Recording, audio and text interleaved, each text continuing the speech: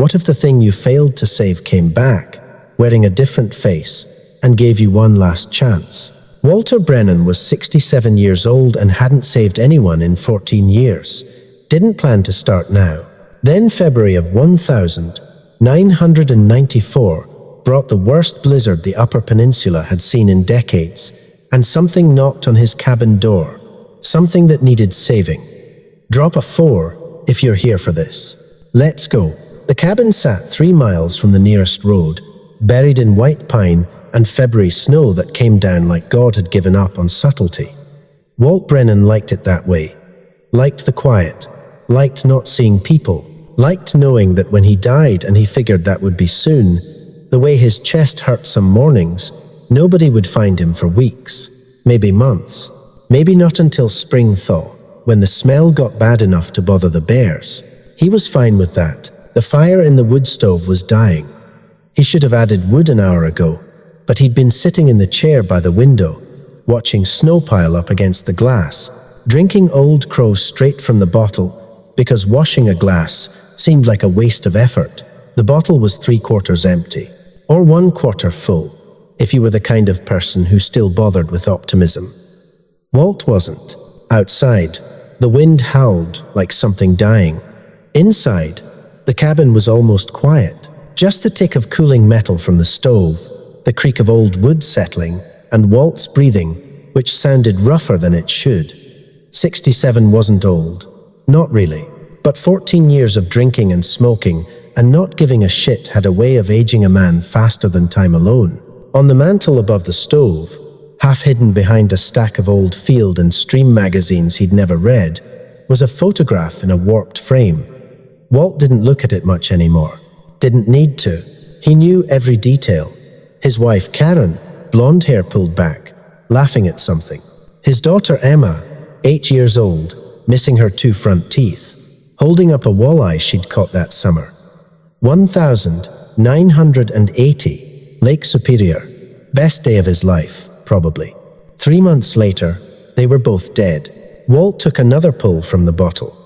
The whiskey burned going down, but not as much as it used to. You could get used to anything if you tried hard enough, even grief, even guilt. The fire popped once, loud, and Walt flinched. 17 years he'd been a firefighter in Marquette, made captain, saved maybe 24 people over the years, pulled a kid from a burning apartment in 76, got a commendation. Karen had been so proud, she cried. Emma had drawn him a picture of a fire truck with "My Dad the Hero" written in crayon across the top. He still had the picture, somewhere. Maybe in the box, under the bed, maybe lost, didn't matter. The night they died, Walt had been at the station, 24-hour shift. There'd been a kitchen fire at their house, faulty wiring in the old stove. The investigator said later. Karen probably smelled smoke, went to check. Emma would have been asleep. The fire spread fast. Old house, wood frame, dry winter air. Neighbors called 911. The volunteer crew from their township responded. By the time Walt heard about it and got there, the house was gone. Just flames and smoke and the sound of timber collapsing. He'd tried to go in. Took 3 guys to hold him back. The chief had to threaten to knock him out. They found Karen near the front door. Found Emma in her bedroom, under her bed, where she'd hidden. Walt had spent 17 years teaching people how to escape from fires. His own daughter died hiding under a bed. He quit the department 2 weeks later. Moved to this cabin 6 months after that. Karen's insurance money bought it. Karen, who'd always talked about getting a place up in the woods someday. Somewhere quiet, she used to say. Where we can hear ourselves think. Walt heard himself think just fine now. Wished he didn't. The wind picked up outside, rattling the shutters. The snow was coming down so thick, he couldn't see the tree line anymore. Just white, everywhere, like the world had erased itself. The temperature had dropped below 0 2 days ago and hadn't come back up. Radio said it might hit 20 below tonight. Wind chill worse. Not that Walt was going anywhere. He hadn't been to town in 3 weeks. Had enough canned soup and beans to last another month. Had enough whiskey to last another week if he was careful. He wasn't planning to be careful. The bottle was empty. He set it down on the floor, heard it roll toward the door. He should get up, should add wood to the fire, should eat something, should do a lot of things. Instead, he sat there, watching the snow, feeling the cold seep in through the cracks in the walls. His left hand, the one with the burn scars running from wrist to elbow, ached in the cold. 79, structure fire, roof collapse. He'd gotten out. 2 guys from his crew hadn't. He'd gone back in for them anyway, pulled them both out. Got burned doing it. Got another commendation.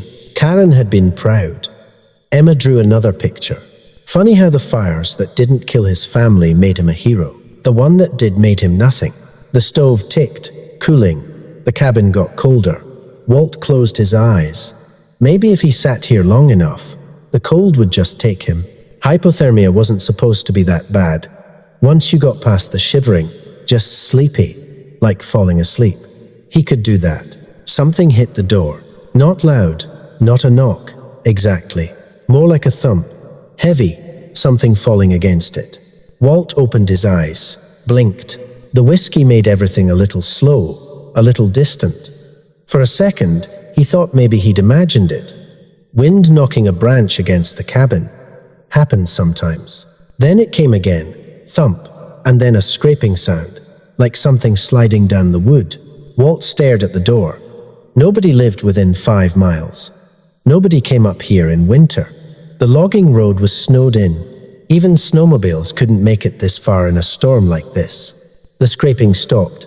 Silence. Just the wind. Walt pushed himself up from the chair. His knees cracked. His head swam a little. Whiskey and exhaustion. He walked to the door, slow, barefoot, on the cold floor. His hand found the .45. He kept on the shelf by the door. Army issue, Vietnam era, never fired in anger. He'd bought it from a pawn shop in Marquette back in '82, figuring if things got bad enough, at least he'd have an option. Things had gotten bad enough about 100 times since then. He'd never pulled the trigger. Not on himself anyway. He thumbed the safety off. The door didn't have a window, just old pine boards and an iron latch. He put his hand on the latch, took a breath, and lifted it. The wind shoved the door open before he could pull it, smashing it back against the wall. Snow blasted in, stinging his face. The cold hit him like a fist, and there, collapsed half on the porch, half in the snow, was something he couldn't process. Something big. Something that shouldn't exist. It was slumped against the doorframe. One arm, if you could call it that, braced against the wood like it had been trying to hold itself up and failed. The other arm was tucked against its chest. Blood, dark and half frozen, matted the fur on its shoulder. Its head was down, breath coming in rough, shallow gasps that Walt could hear over the wind. Behind it, maybe 10 feet back in the snow, 2 smaller shapes huddled together.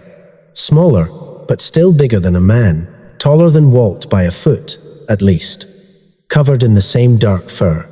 Shaking, Walt's brain tried to make sense of it. Failed. This wasn't real. Couldn't be real. The big one lifted its head. Eyes. That was what did it. Not animal eyes. Not human eyes, either. Something between. Dark, exhausted, aware. Looking at him, right at him. And in those eyes, Walt saw something he recognized. Desperation. He'd seen it before. In mirrors. In windows. In his own face every goddamn morning. The thing's mouth moved. Not words, just a sound. Low, rough, almost like a groan. And then its head dropped again. Walt stood there, gun in one hand, door frame in the other, snow piling up at his feet. This was insane. This was impossible. This was. The smaller ones hadn't moved. Just stood there in the storm, watching, waiting. Like they knew this was their only chance. Walt looked at the big one, saw the blood, saw the way its chest moved, uneven, struggling, saw the wound on its shoulder, raw and burned. Burned. His hand with the scars ached. Ah, hell, Walt said. He set the gun back on the shelf, stepped back, opened the door wider. The wind howled. The snow came in. The three figures didn't move at first, like they couldn't believe it. Like maybe this was a trap. Walt stepped back farther, gestured toward the stove, toward the heat. "Come on," he said. His voice cracked. "Before I change my mind." The smaller ones looked at each other, then at the big one. Then, slowly, carefully, they moved forward. They got their arms, Jesus Christ. Arms, hands, fingers. Too many joints, but still hands under the big one's shoulders, and lifted. She and Walt was pretty sure it was a she. Something about the way the smaller ones stayed close. Protective, she groaned again. Louder. Pain. They dragged her across the threshold. Walt backed up toward the stove. His heart was hammering. His hands shook. This was crazy. They got her inside. Laid her down on the floor near the stove, as gentle as they could. The smaller ones crouched beside her, one on each side. Not quite sitting, not quite kneeling, just there. Walt closed the door. The cabin went quiet except for their breathing and the wind outside. He stood there, looking at them. They looked back. Nobody moved. Walt's brain caught up slowly. Shock, probably. Whiskey, definitely. But underneath that, something else. Something he hadn't felt in 14 years. Purpose. This thing, whatever it was hurt. Burned. Dying, maybe. And Walt Brennan knew burns. Knew how to treat them. Knew how to keep people alive long enough to get to a hospital. Not that there was a hospital. Not out here. Not in this storm. Just him. The big one's breathing was getting worse. Shallower. Faster. Shit, Walt said. He moved. Not thinking about it. Just moving. Muscle memory from a life he'd walked away from. He grabbed the first aid kit from under the sink. Big plastic box. Stocked for emergencies. Because even when you wanted to die, some part of you still prepared to survive. He grabbed towels. Grabbed the bottle of rubbing alcohol. Grabbed the kettle from the stove and filled it with water. Set it to heat. The smaller ones watched him, tense, ready to move. But they didn't stop him. Walt knelt beside the big one. Up close, the smell hit him. Not bad, just different. Fur and earth, and something else, almost like pine. And under that, the smell of burned flesh. That smell never changed, no matter what species. The wound was on her shoulder, spreading down her left arm. Burns, 2nd degree, maybe worse in spots. Something had scorched her. Not fire, exactly. More like heat, intense heat. "What the hell happened to you?" Walt said, not expecting an answer. He looked at the smaller ones. They were staring at him. One of them had its hand on the big one's chest. Protective. The other had moved closer to Walt. Not threatening, just close. Watching what he was doing, Walt took a breath. "Okay, I'm going to clean this. It's going to hurt. She's going to make noise. Don't kill me, all right." The one closest to him tilted its head, just a little, like it understood. Or maybe Walt was losing his mind. Hard to say. He soaked a towel in the alcohol, pressed it to the burn. The big one's eyes snapped open. She made a sound. God, that sound. Part roar, part scream. All pain, and tried to move. The smaller ones held her down. Gentle but firm. Walt kept pressure on the wound. I know it hurts. I'm sorry." He'd said those exact words before. To people trapped in burning cars. To a kid with 3rd-degree burns on his legs. To Karen, that one time she'd touched a hot pan and burned her palm. He worked fast, cleaned the burn, applied antibiotic ointment from the first aid kit, wrapped it in gauze. The smaller ones watched every move. One of them reached out and touched the gauze when Walt was done. Careful, like it was trying to understand what he'd done. Walt sat back on his heels. His hands were shaking again, adrenaline wearing off. The big one's breathing had evened out a little. Not great, but better. "That's all I can do," Walt said. "Rest of it's up to her." He stood. His knees protested. He was 67 years old and kneeling on a cold floor, treating a burned Bigfoot, Jesus Christ. Bigfoot, that's what this was. Actually real, actually here, and his body was reminding him he was too old for this shit. The smaller ones were still watching him. Not scared anymore. Just watching. Walt looked at them. Really looked. They were young, you could tell. The way they moved. The way they stayed close to each other. Teenagers, maybe. If that was a thing for whatever they were. Kids. They were kids. And their mother was dying on his floor. Walt felt something crack open in his chest. Something that had been closed for 14 years. "You hungry?" he said. Neither of them moved.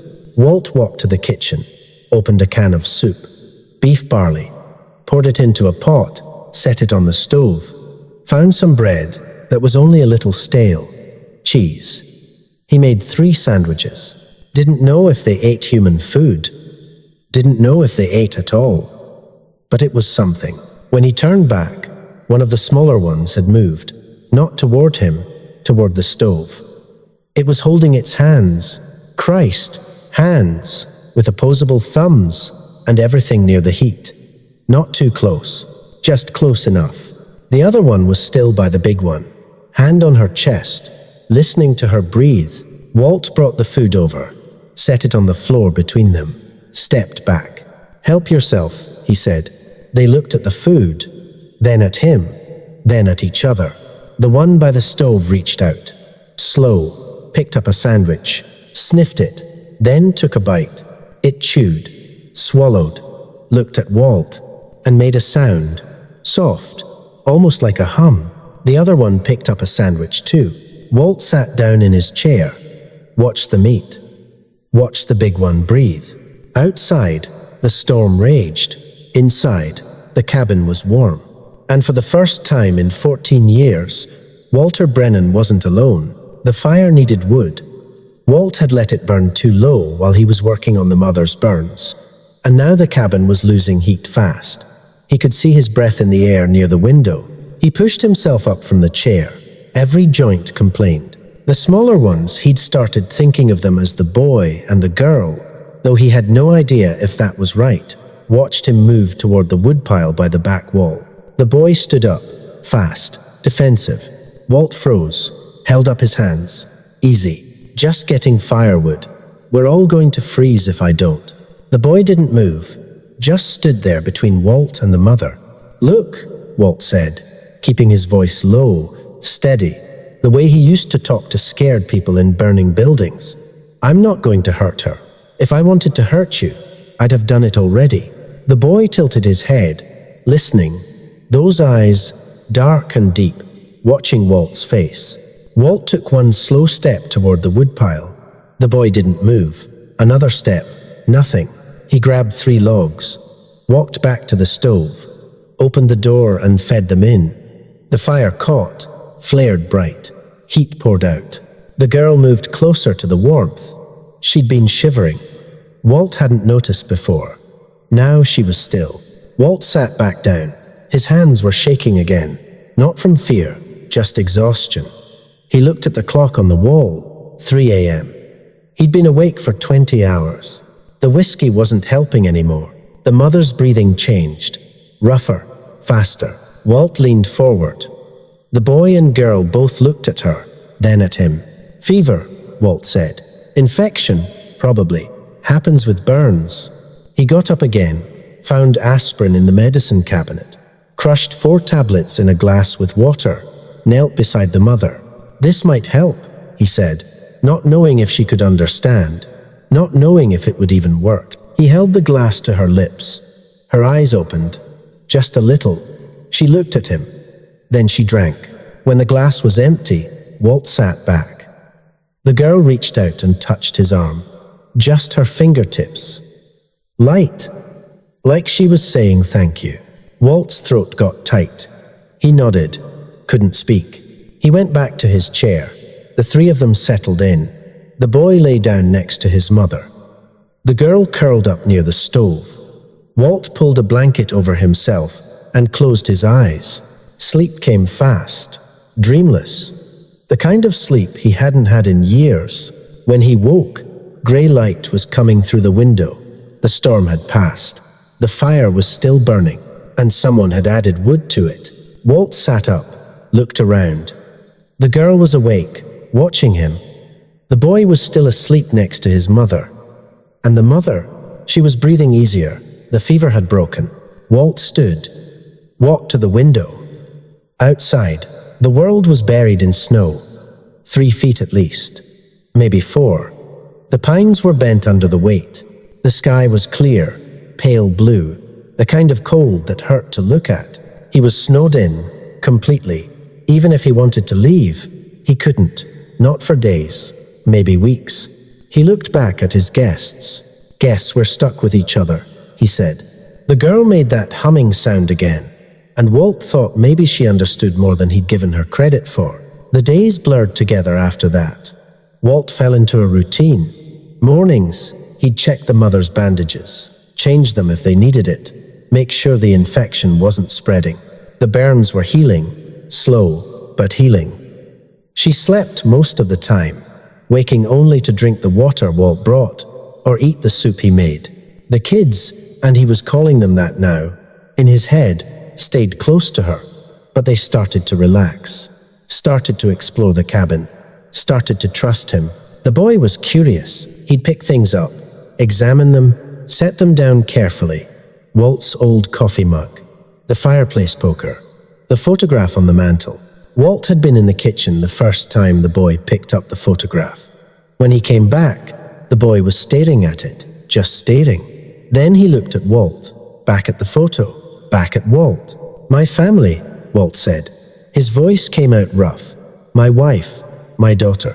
The boy set the photo down, gentle, like he knew it mattered. The girl was quieter. She stayed near the mother most of the time.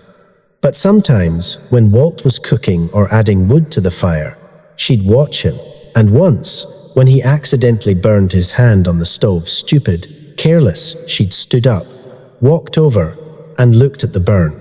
Then she'd gone to the sink, soaked a towel in cold water, and brought it to him. Walt had stared at her. She'd stare back. Then he'd taken the towel and pressed it to his hand. "Thank you," he'd said. She'd hummed and gone back to her mother. On the 4th day, the mother woke up fully, her eyes opened, clear and aware. She looked at Walt, at her kids, around the cabin. She tried to sit up. The boy and girl helped her. She was weak, shaking, but alive. Walt brought her water. She drank it all.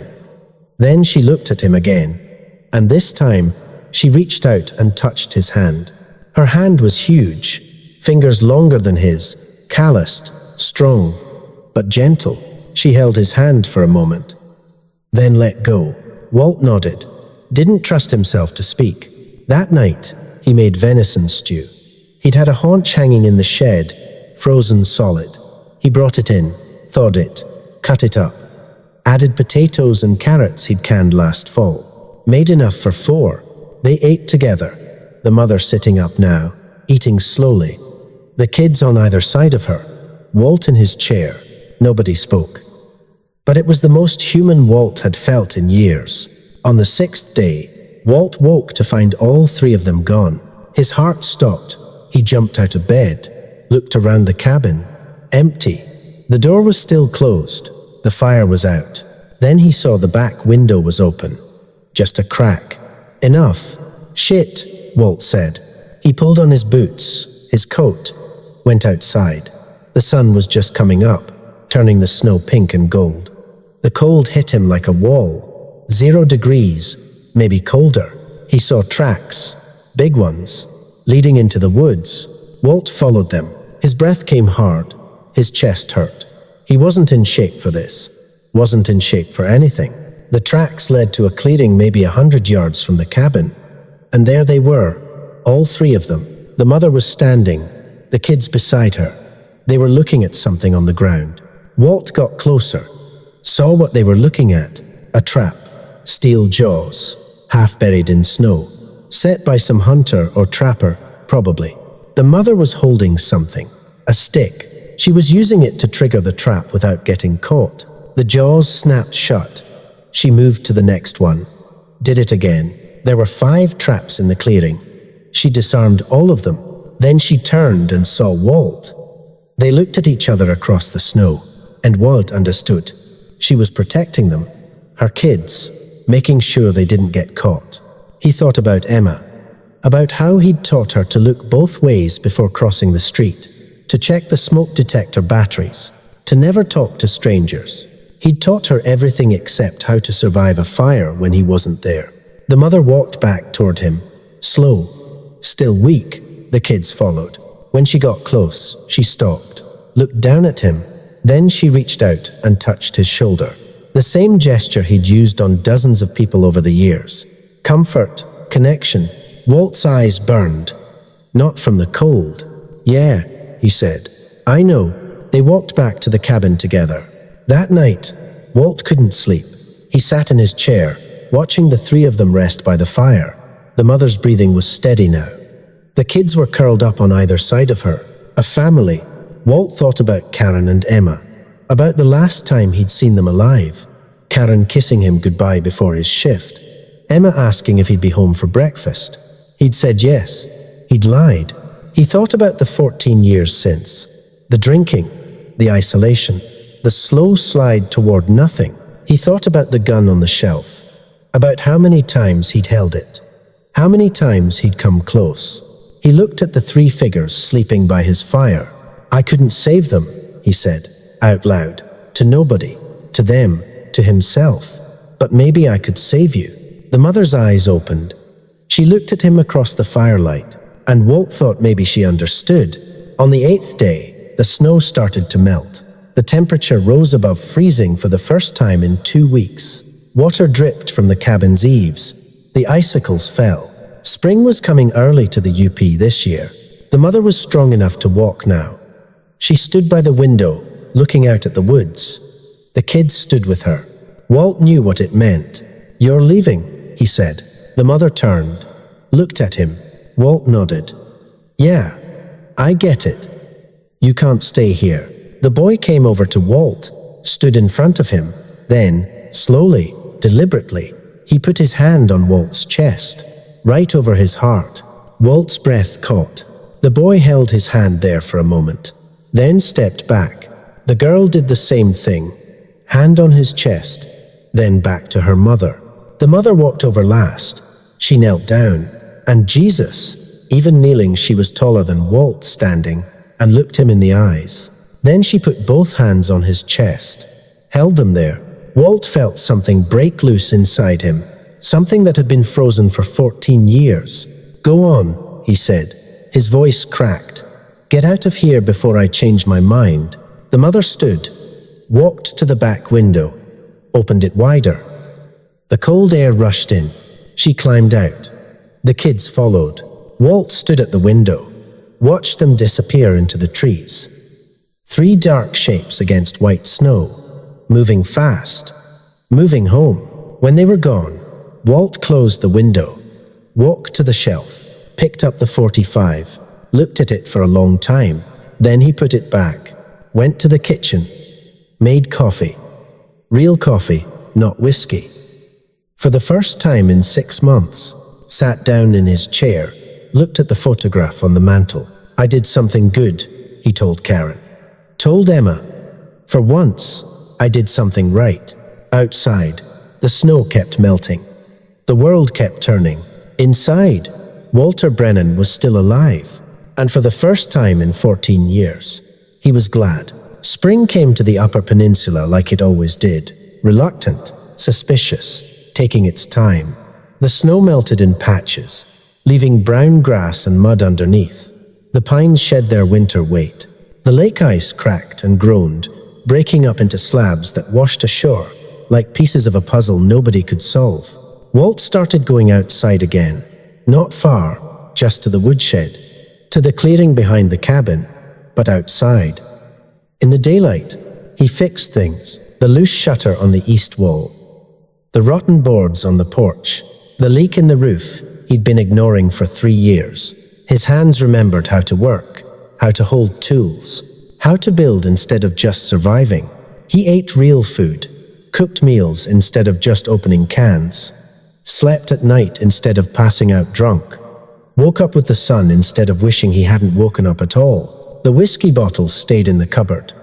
He didn't throw them away, didn't dump them out, just didn't open them. 2 weeks after they left, he found something on the porch. A bundle of pine boughs, fresh cut, tied together with something that looked like woven grass, set right by the door where he'd step on it if he wasn't careful. Walt picked it up, held it.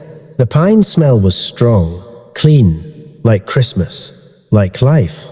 He hung it on the door, left it there. 3 days later, there was another one, this time with wildflowers woven in, trillium, wood anemone, early spring blooms. Walt started leaving things out. Nothing big, a bowl of water, some jerky, an old wool blanket he didn't need anymore. By morning, they were always gone. He never saw them, never heard them, but he knew they were there, watching, checking on him, taking care of him the way he'd taken care of them. It was early April when Roy Hendricks showed up. Walt was outside splitting wood when he heard the truck. That was wrong right there. Nobody came up the logging road this time of year. Too muddy, too rutted. You'd need 4-wheel drive and a death wish. Roy had both. The truck was a '89 Ford F-250, jacked up on oversized tires, covered in mud and rust. It came grinding up the trail like a tank, engine roaring, exhaust black. Walt set down the axe, watched it come. The truck stopped 20 feet from the cabin. The engine cut off. The door opened. Roy Hendricks climbed out. Walt hadn't seen Roy in maybe 5 years. Hadn't wanted to. Roy was the kind of guy who made rooms worse by walking into them. Mean drunk, mean sober, mean in general. He'd worked at the same firehouse as Walt back in the day, but Roy had gotten fired for showing up drunk one too many times. He'd blamed Walt for that. Walt had been captain, had written the report. Roy looked older now, 70, maybe. Gut hanging over his belt, face red and weathered, but still big, still strong, still dangerous. Walt, Roy said, not friendly, just acknowledgement. Roy, Walt said, hell you won't. Heard you were still alive. Wanted to see for myself. Roy walked closer, boots squelching in the mud. Place looks good. You been fixing it up? Some. Huh. Roy looked around. At the cabin, at the woodshed, at the trees. You living out here alone? Walt didn't answer. Roy smiled. Not a good smile. Yeah, that's what I thought. Heard you went crazy after Karen and Emma died. Heard you came up here to drink yourself to death. You heard right. So what changed? Roy was looking at Walt's face now. Close, studying him. You look different, healthier, like you got something to live for again. Walt's stomach went cold. Don't know what you're talking about. Yeah, you do. Roy walked past Walt, toward the cabin. Mind if I look inside? Yeah, I mind. Roy stopped, turned. Why? You got something to hide. Got a right to privacy is all. Privacy? Roy laughed. Short, ugly sound. You've been alone out here for 14 years. Now suddenly you're worried about privacy. He took another step toward the cabin. Makes a man curious. Walt moved. Faster than he should have been able to at 67. Got between Roy and the door. You need to leave, Walt said. Roy stopped. They were close now. Close enough that Walt could smell the beer on Roy's breath. 10 in the morning, and Roy was already drinking. Some things never changed. Or what? Roy said. Walt didn't answer. Just stood there. Roy stared at him, then smiled again. You got a gun in there, Walt. That what you're protecting? Or maybe something else. Maybe something unusual. Walt's blood went colder. Because I heard something interesting, Roy said. He was enjoying this. Walt could see it in his eyes. Heard from a trapper I know, guy named Jenkins. He was up here 3 weeks ago, checking his trap line. Found 5 of his traps triggered. Didn't catch nothing, just triggered. Like something disarmed them. Walt kept his face blank. Jenkins thought maybe it was kids, or vandals. But then he found tracks, big ones. Said they didn't look human. Didn't look like any animal he knew either. Roy leaned in, Now what do you think could make tracks like that? Probably deer, Walt said. Bear, maybe. Jenkins knows deer tracks, knows bear tracks too. Said these were different. Roy pulled out a piece of paper from his jacket pocket, unfolded it. He drew one for me. Look familiar? The paper showed a rough sketch, a footprint, too big, too many toes, too human, and not human enough. Walt looked at it, looked at Roy, said nothing.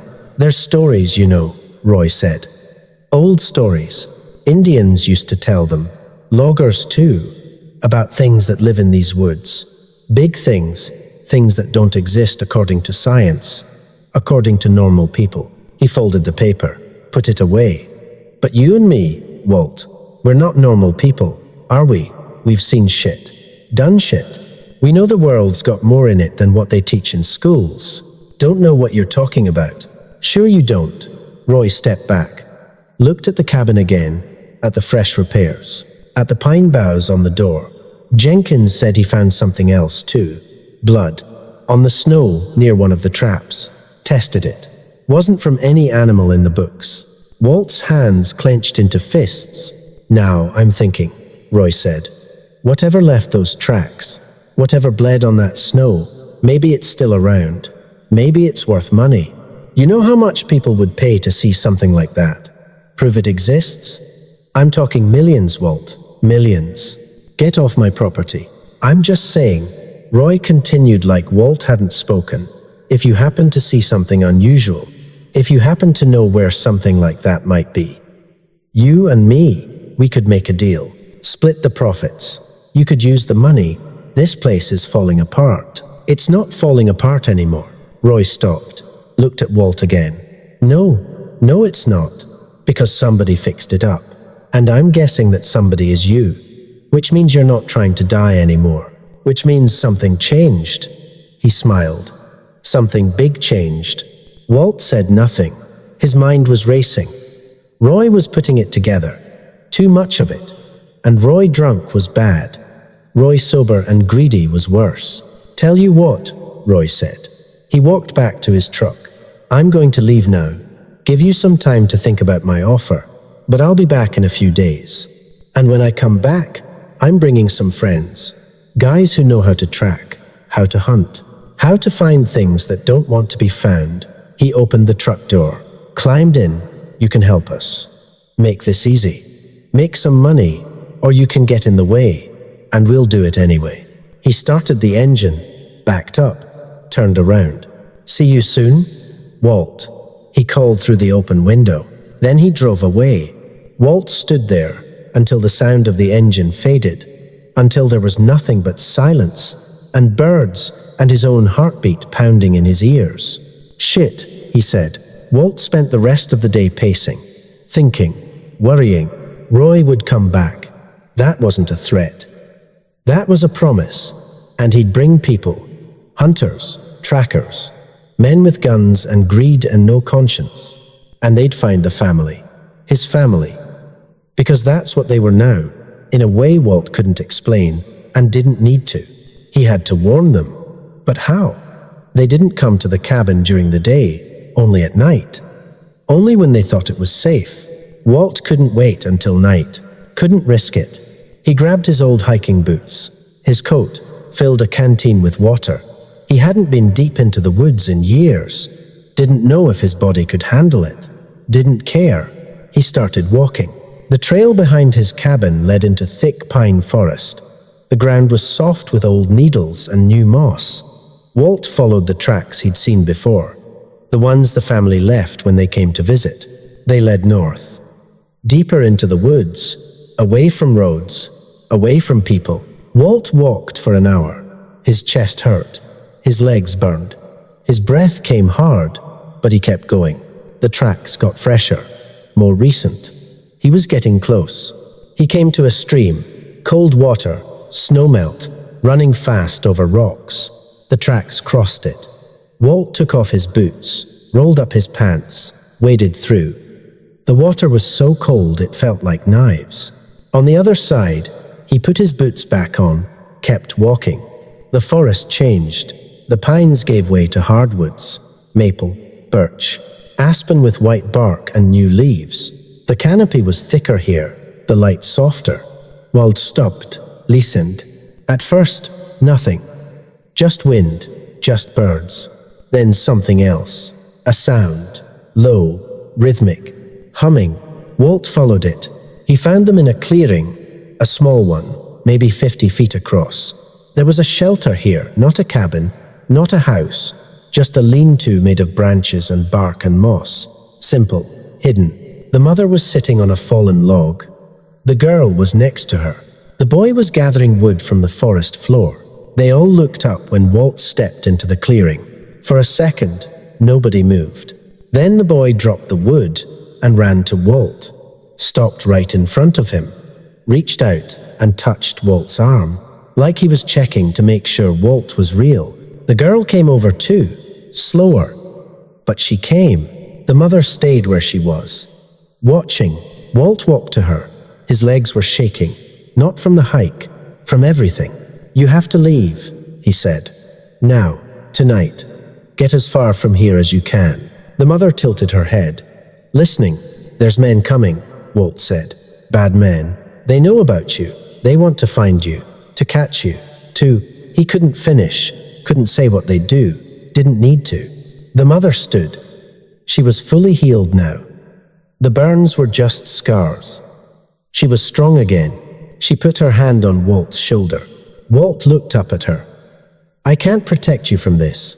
I'm just one old man. They'll have guns. Dogs, maybe. They'll track you. They'll find you." His voice broke. "I can't lose you two." The mother held his gaze. Then she did something Walt didn't expect. She knelt down, reached into the shelter, pulled something out. A bundle, wrapped in hide. She unwrapped it carefully. Inside were things, human things, old things, a rusted knife, a belt buckle, a compass, a dog tag on a chain. The dog tag had a name on it, Hendrix, R. Walt stared at it. "Roy?" The mother made a sound. Not a growl, not anger, just acknowledgement. "He was here before," Walt said, understanding slowly. "Years ago, he tried to." He looked at the knife, at the other things. "You stopped him." The mother nodded. "Just once. He wants revenge," Walt said. "He wants to prove you're real. He wants money, fame, whatever." He stood up. "And he's bringing friends this time." The boy made a sound, worried. The girl moved closer to her mother. "You have to run," Walt said again. But even as he said it, he knew they wouldn't.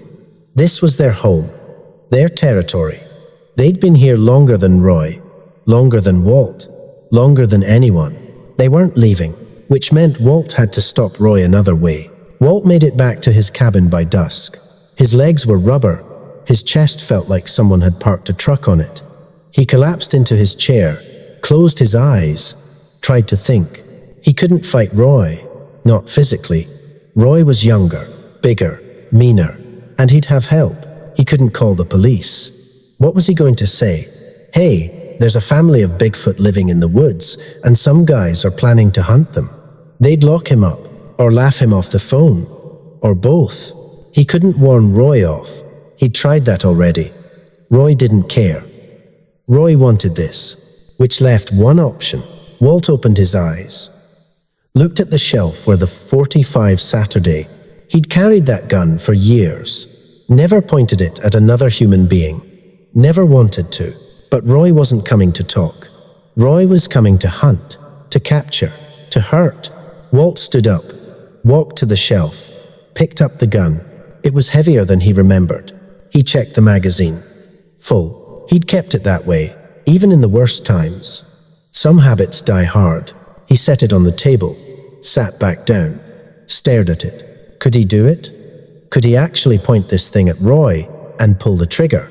He thought about Karen, about Emma, about how he'd failed them, how he'd let them die. He thought about the mother, the boy, the girl, about how they'd trusted him, how they'd saved him just as much as he'd saved them. He thought about Roy's face, the greed in his eyes, The certainty that he'd win because he always won. Walt picked up the gun again, checked the safety, put it in his jacket pocket. "Yeah," he said to the empty cabin. "I can do it." He waited 3 days. Roy didn't come back.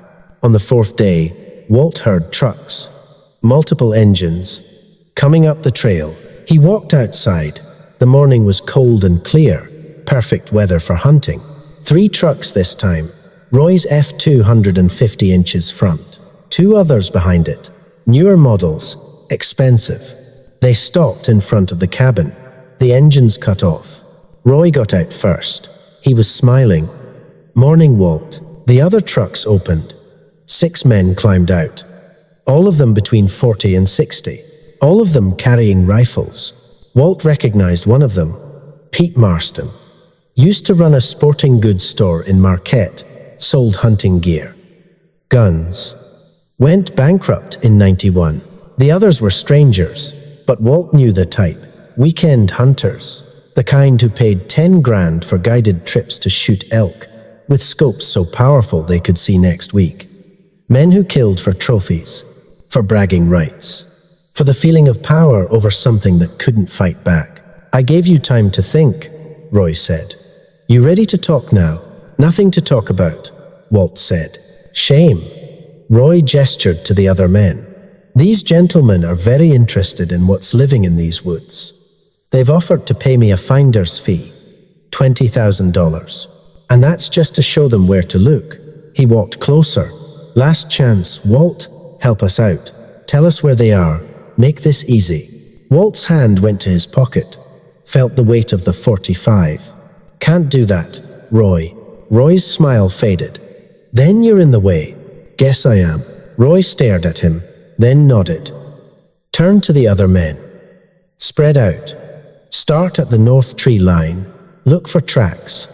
Big ones. Anything unusual." "We're looking for—" "There's nothing out here," Walt interrupted. "You're wasting your time." One of the hunters, a fat guy in expensive camo gear, laughed. "We'll be the judge of that, old man." They started moving, heading toward the woods, toward the clearing, toward the family. Walt stepped forward. I said, "Stop." Roy turned back. "Walt, don't do this. You're on my property. You're not welcome here. Leave." "We're not on your property," Roy said. "We're on state land, public access. We can hunt here all we want." He smiled again. "You should go back inside, Walt. Let us do our work." Walt pulled the .45 out, pointed it at Roy. The hunter stopped, turned, stared. Roy didn't move, just looked at the gun. Then at Walt. "You're not going to shoot me. Try me." "Walt, you were a firefighter. You saved people. You don't hurt them." "I protected people," Walt said. His hand was steady. His voice was steady. Everything inside him was ice. "Still do." Roy took a step forward. "Put the gun down." "No." "Another step." "You're not a killer, Walt." "Maybe not," Walt said. "But I'm done letting bad things happen while I stand by and watch." Roy stopped, looked at the other men, back at Walt. "You're going to shoot all of us?" Roy said. 7 against 1? "You're not that fast, old man." "Don't have to be." Walt adjusted his aim. "Just have to shoot you. They'll scatter. They'll leave, and you'll be dead. You're insane. Been called worse." Silence. Just the wind. Just birds. Just Walt's heartbeat. And the weight of the gun. And 14 years of grief and guilt and rage, all pointed at Roy Hendrick's chest. Roy's hand moved. Slow. Toward the rifle on his shoulder. "Don't," Walt said. Roy's hand kept moving. Walt pulled the trigger. The gunshot was loud. Impossibly loud. It echoed off the trees and came back doubled. Roy stumbled. Looked down at his shoulder. Blood spreading across his jacket. Looked at Walt. "You shot me," Roy said, like he couldn't believe it. "Yep," Walt said. His ears were ringing. His hand was shaking now, but he kept the gun up, aimed at Roy. "Next one goes through your chest." The other hunters had their rifles up now, pointed at Walt. "Drop it," Pete Marston yelled. "Drop the gun." Walt ignored him, kept his eyes on Roy. "Call them off," Walt said. "Call them off, or I finish it." Roy was breathing hard, holding his shoulder, blood between his fingers. "You're a dead man, Walt. Been dead for 14 years. Doesn't scare me anymore." They stared at each other. Time stretched. Walt's finger tightened on the trigger. Then something moved in the trees behind the hunters. Something big. The fat hunter saw it first, turned, made a sound. Not words, just fear. The mother stepped out of the forest, 8 feet tall, powerful. Scars from the burns still visible on her shoulder. Behind her, the boy and the girl, all 3 of them just standing there, watching. The hunters forgot about Walt, forgot about Roy, forgot about everything except what they were seeing. "Jesus Christ," someone whispered. One of the hunters raised his rifle, aimed at the mother. Walt swung the .45. Fired. The bullet hit the dirt at the hunter's feet. "Don't," Walt said. The hunter lowered the rifle, hands shaking. The mother took a step forward. The hunters backed up. Another step. They backed up more. She was herding them away from the woods toward their trucks. The boy and girl flanked her, moving together. 3 shapes, dark and huge and undeniable. The hunters reached their trucks, climbed in, slammed doors, started engines. Roy was still standing there, bleeding, staring at the mother. "I told people," Roy said. "I told them what was out here. They'll come looking." The mother looked at him, just looked. Roy's face went white. Whiter than the blood loss should have made it. He turned, stumbled to his truck, got in, drove away. The other trucks followed. Walt lowered the gun. His hand was shaking hard now. His whole body was shaking. The mother walked to him, knelt down, put her massive hand on his shoulder. They didn't speak, didn't need to. The boy and girl came over, stood close. Walt looked up at them, at the family he'd saved. The family that had saved him. "You can't stay here," Walt said. His voice was hoarse. "They'll come back. More of them, with better guns. More planning." The mother nodded. She knew. "I'm sorry," Walt said. "I should have." The mother squeezed his shoulder. Gentle, forgiving. Then she stood, gestured to the boy and girl. They followed her into the forest. At the tree line, she stopped, turned back, looked at Walt one more time. Then they were gone. Walt stood there until the shaking stopped, until the ringing in his ears faded, until he couldn't see them anymore. Then he went inside, sat down in his chair, set the gun on the table. Outside, the sun kept moving across the sky. Inside, Walter Brennan closed his eyes and knew he'd done the right thing. For the first time in his life, Roy didn't come back. Not that day, not the next, not the week after that. Walt waited, kept the .45 loaded, kept watch from the window, slept in his chair with the gun in his lap. But nothing happened. On the 8th day, Walt heard a vehicle. His hand went to the gun. But it wasn't Roy's truck. It was a sheriff's cruiser, brown and tan, county markings. Sheriff Linda Morrison got out. She was maybe 50. Short grey hair, tired eyes. Walt knew her. She'd been a deputy back when Walt was still with the fire department. Good cop, fair cop. She walked to the porch. Walt met her at the door. "Morning, Walt," she said. "Linda, mind if I come in?" Walt stood aside. She walked in, looked around. Her eyes stopped on the gun on the table. "Roy Hendricks came to see me," she said. 5 days ago. Had a bullet wound in his shoulder. Said you shot him." Walt said nothing. He also said some other things. Things that didn't make much sense. Things about creatures in the woods. Things I'm not sure I believe. She looked at Walt. "You want to tell me what happened?" "He trespassed. I told him to leave. He didn't.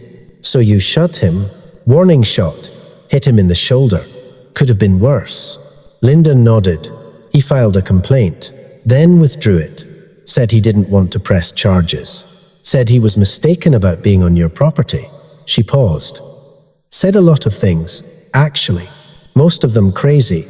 Then he left. Drove down to Wisconsin, according to his credit cards. Haven't heard from him since. Good. Walt. Linda sat down in the chair across from him. What really happened? Walt looked at her, tried to figure out how much to say, how much she'd believe. He was going to hurt something, Walt said finally, something that didn't deserve it. I stopped him. Something, Linda repeated. Not someone. Something. She studied his face. The other hunters he brought with him, I talked to them too. They all told the same story. Said they saw something in the woods. Something big. Something that shouldn't exist. She leaned forward. They all sounded scared, Walt. Really scared. Whatever they saw, it wasn't a bear. Wasn't a moose. Wasn't anything normal. Walt stayed quiet. You know what I think? Linda said. I think there's things in these woods that don't want to be found. And I think you're protecting them.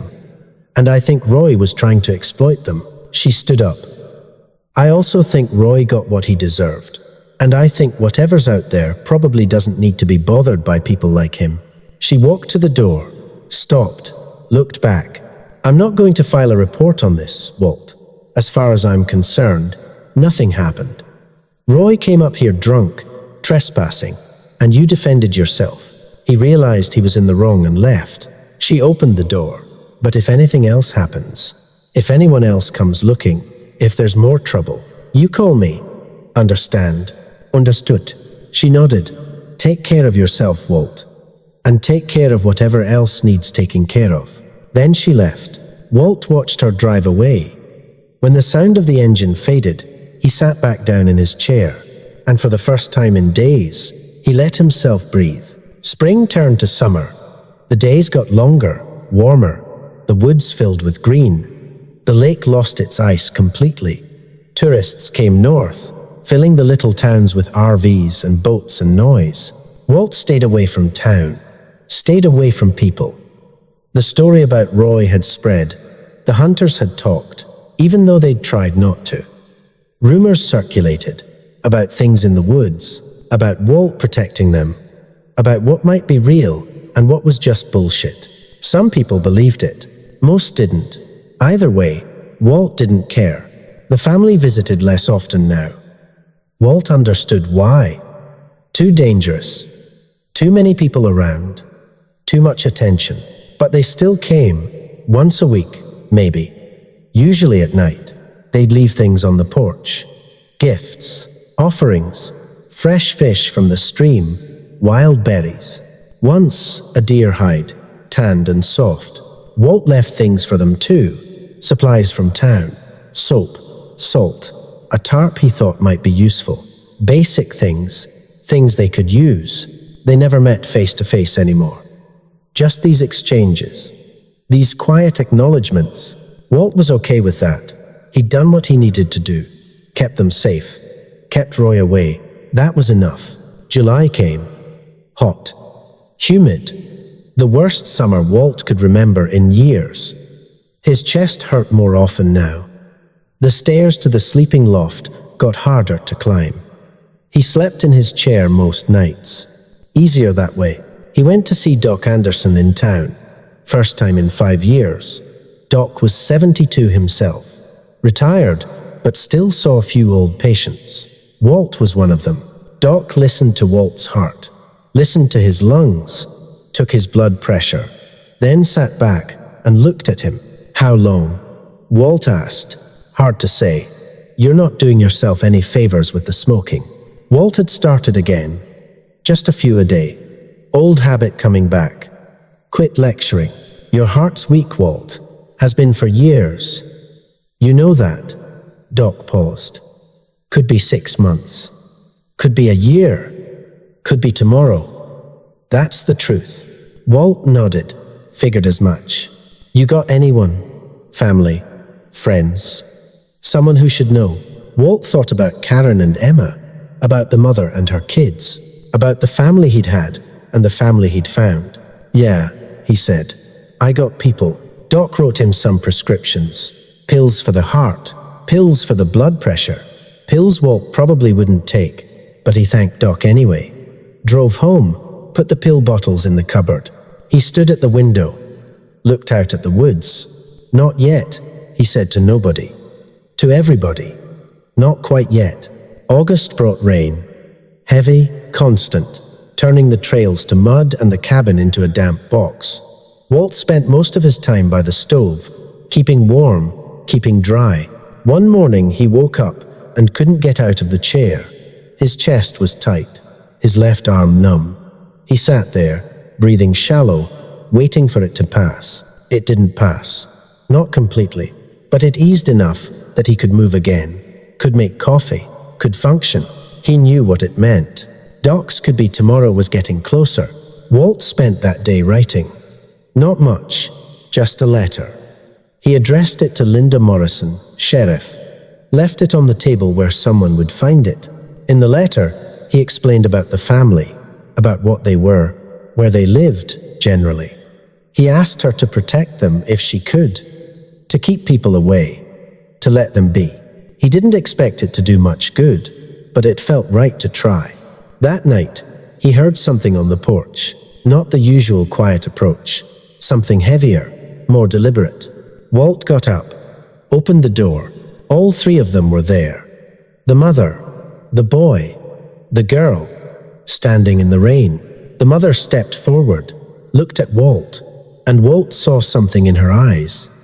Knowledge, understanding. She knew. Yeah, Walt said. I know too. She knelt down, put her hand on his chest, right over his heart.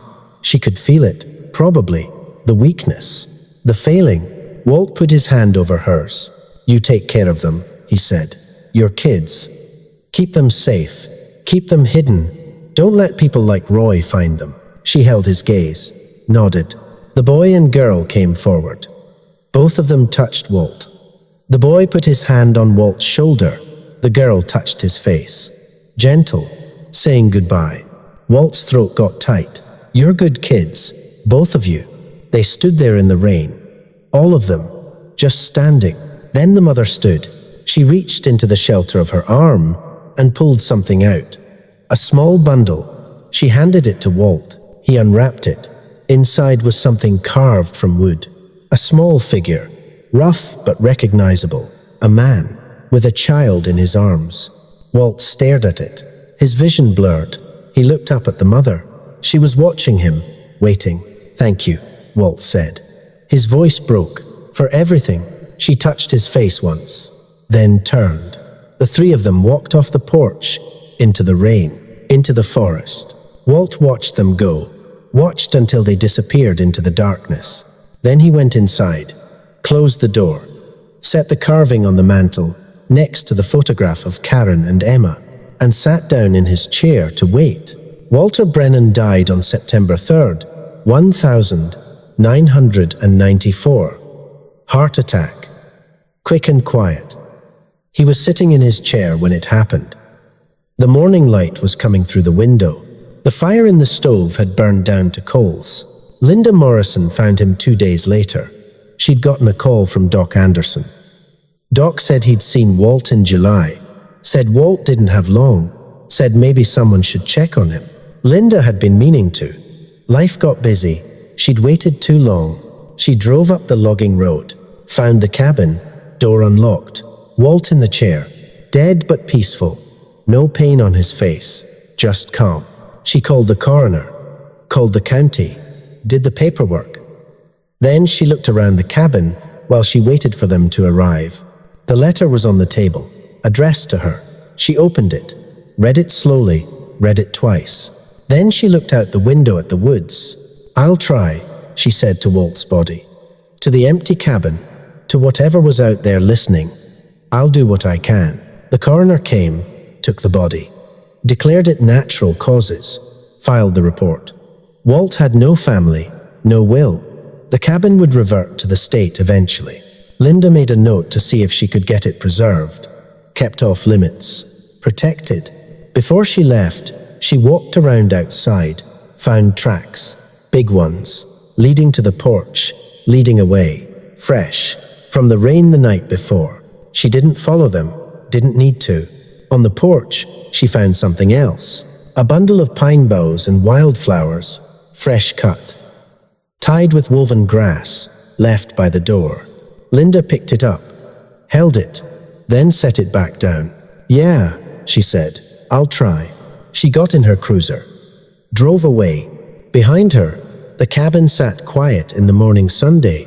They found the remains of Walter Brennan's cabin in the woods 16 miles northwest of Marquette, Michigan, on a warm October afternoon in 2015.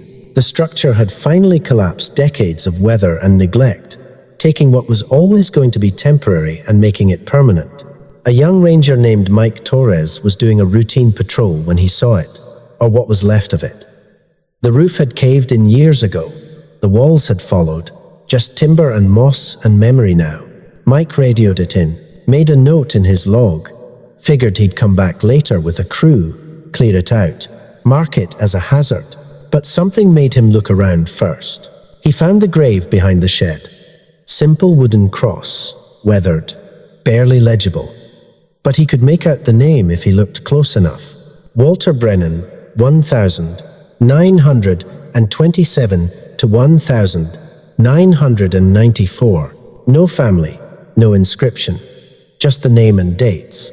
Mike took off his hat, stood there for a minute, respecting the dead. Then he walked back to the cabin ruins. Inside, most everything was rotted. Furniture collapsed, walls fallen, nature reclaiming what had been taken from it.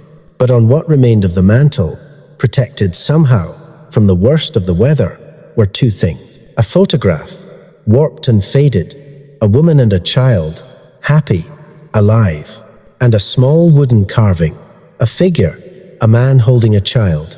Mike picked up the carving, studied it. The craftsmanship was crude, but somehow perfect, made with care, made with love. He put it in his pocket, didn't know why, just felt right. He filed his report that night, included the grave location, recommended the site be marked, preserved if possible, left out the carving. That night, back at the ranger station, Mike stood at the window, looking out at the dark woods, thinking about the old man who died alone out there, wondering what his story was, why he'd lived so far from everything, what he'd been protecting or running from. He heard something outside, turned, saw nothing, just trees and shadows. But when he checked in the morning, there were tracks in the mud by the station, big ones, too big for a person, too deliberate for an animal. Mike looked at them for a long time. Then he got a rake from the shed and smoothed them over. Some stories, he thought, should stay stories. If you drive up into the Upper Peninsula of Michigan today, past Marquette, past the little towns, with names nobody can pronounce, past the tourist traps and the scenic overlooks, into the real woods, where the trees are older than the country and the silence is deeper than memory, you might find a small clearing. There's a grave there, marked by a wooden cross that's been replaced every few years by someone who doesn't leave their name. The Forest Service thinks it's locals, thinks it's some kind of tradition. They don't stop it. And if you're very quiet, if you're very patient, if you come at dawn or dusk when the world is between things, you might see shapes moving through the trees. Big shapes, upright, purposeful. You might see them stop by the grave, just for a moment, just long enough. And if you're smart, if you're respectful, if you understand that some things are bigger than proof and more important than evidence, you'll turn around, you'll walk away, you'll leave them be. Because some families aren't meant to be documented. Some bonds aren't meant to be explained. Some love stories aren't meant for anyone except the people, human or otherwise, who lived them. Walter Brennan lost everything in fire and grief, and 14 years of dying slowly. Then he found something that brought him back to life. Something that needed saving as much as he needed to save it. In the end, he did what he couldn't do for his own family. He protected them. He kept them safe. He gave them a chance to survive. And when he died, knowing he'd done something right. That's not redemption. Redemption is too big a word, too clean. It's just one broken man doing one good thing in a world that rarely rewards either. But sometimes that's enough. Sometimes that's everything. That's Walt's story. For everyone who wrote this one out, appreciate you staying. These tales matter because we matter, because the choices we make when no one's watching define us more than the ones we make when they are. More stories coming. Until then, take care of each other out there.